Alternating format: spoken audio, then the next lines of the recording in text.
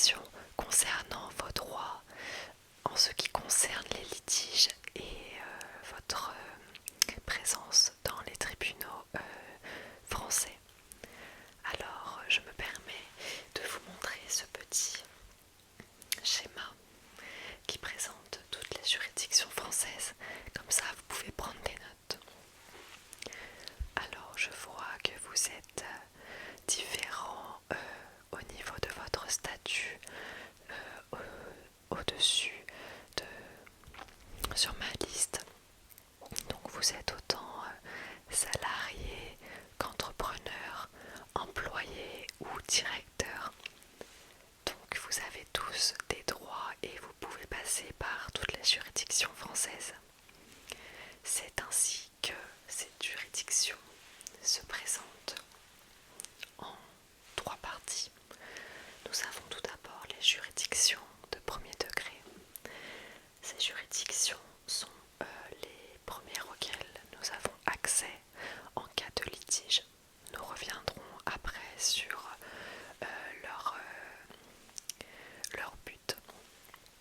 Alors nous avons tout d'abord le Conseil des prud'hommes, le tribunal de commerce et le tribunal judiciaire. Ce tribunal judiciaire est une nouveauté plutôt récente puisqu'il s'agit d'une fusion entre le tribunal d'instance et le tribunal de grande instance. Ensuite, lorsque vous êtes passé par les juridictions de premier degré, vous pouvez avoir accès aux juridictions de second degré qu'on appelle les cours d'appel. Ce sont des cours qui ont été créés pour rejuger une affaire sur le fond.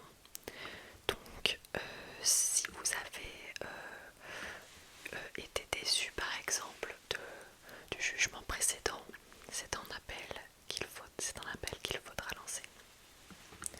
Donc voilà, les juridictions d'appel, elles sont liées directement aux juridictions précédentes. Donc là vous avez les chambres sociales, chambres commerciales et les chambres civiles. Et enfin, le dernier recours possible est le pourvoi en cassation. Alors attention, je parle de pourvoi en droit interne parce qu'après vous pouvez avoir des pourvois au niveau européen. C'est un peu plus complexe, mais déjà de savoir vos possibilités de se pourvoir en justice au niveau interne, c'est déjà très bien. Donc c'est à peu près la même chose. Donc là il n'y a pas de juridiction de troisième degré, non. Voilà, ça va être les juridictions de pourvoi. Donc on a la chambre sociale, la chambre commerciale et 3 chambres civiles. Donc toutes ces juridictions-là que je viens de vous présenter, c'est des juridictions de manière globale, civile. Sinon, on va avoir également les juridictions sur le plan pénal.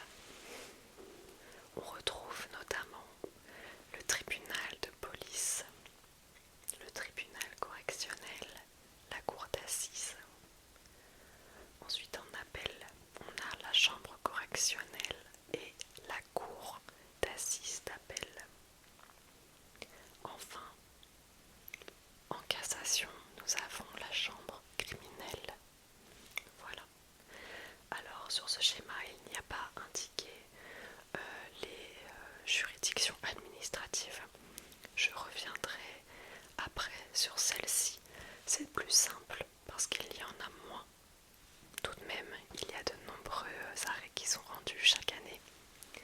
Donc voilà la présentation générale de l'ordre judiciaire juridictionnel. Voilà. Tout d'abord, nous allons évoquer le conseil des prud'hommes. Alors, mesdames et messieurs, vous qui travaillez au sein d'une entreprise, vous qui êtes employés dans la restauration, dans un centre commercial, dans des bureaux, etc., de partout, eh bien, vous pouvez passer par le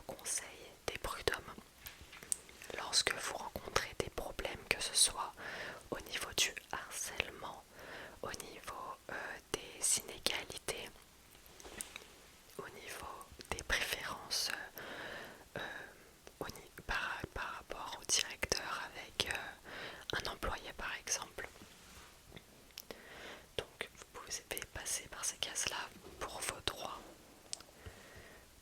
Au niveau du tribunal de commerce, on aura plus des litiges entre commerçants. Ça va se trouver au niveau notamment du contrat. Le contrat de travail contient plusieurs spécificités qui peuvent être contestées. Au niveau du tribunal judiciaire, qui est la fusion entre les tribunaux d'instance et de grande instance, du coup, depuis 2020, il me semble. Ce n'est pas noté. Ah si, 2020, c'est bien ça. Alors ici, on va avoir une grande partie de tout ce qui est litiges familiaux.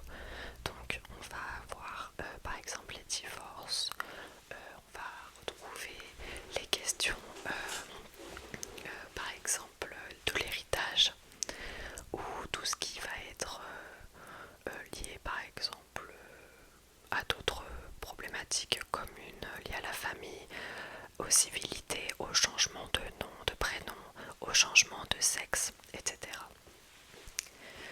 Et voici le schéma. Donc la chambre sociale est reliée au conseil des prud'hommes. La chambre commerciale